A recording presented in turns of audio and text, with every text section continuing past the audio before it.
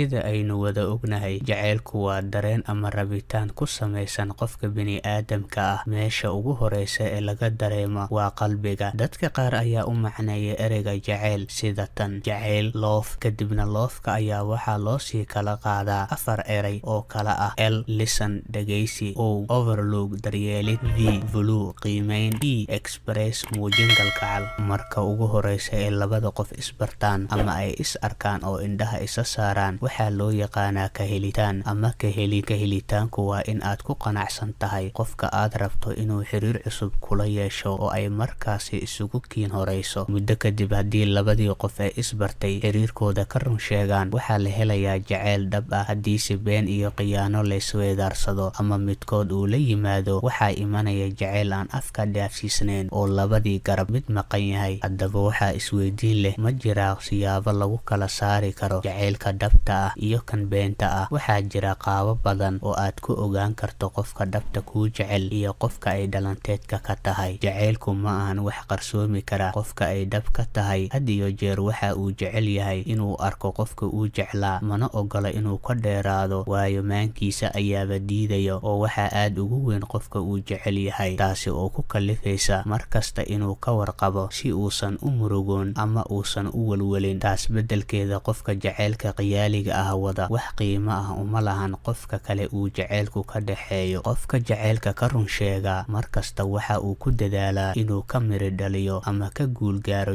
jacaylkiisa. Si uu arrintaasi ugu dhabeeyana, waxa uu geed dheer iyo mid gaaban u koraa sidii uu ku heli lahaa qofka ay lamaanaha yihiin oo ay jacaylka wadaagaan. Gabadha ama wiilka uu jacaylku dhabta ka yahay, marar badan waxaa niyadooda ku soo dhaca qofkii uu jeclaa, waxaana uu qalbiga ka dareemaa kalgacayl, taasoo u horseeda in qofka uu jecel yahay dhib iyo dheef la qaybsada heerka uu gaaro inuu naftiisa ka hormariyo. Balse qofka wada jacaylka aan afka dhaafsiisnayn had iyo jeer waxa uu ka shaqeeyaa lugooyada iyo khiyaanada qofka ay jacaylka beenta ah wadaagaan. Haddii aad ka heshay muuqaalkani, la wadaag asxaabtaada si ay u fahmaan jacaylka dhabta ah. Sidoo kale, adigan i daawanaya, aad baan kaaga mahadcelinayaa daawashadaada. Fadlan like-ta ha ka iloobin. Taasi waxay naga caawinaysaa inaan soo gelino muuqaalo badan oo ku saabsan sheekooyinka jacayl.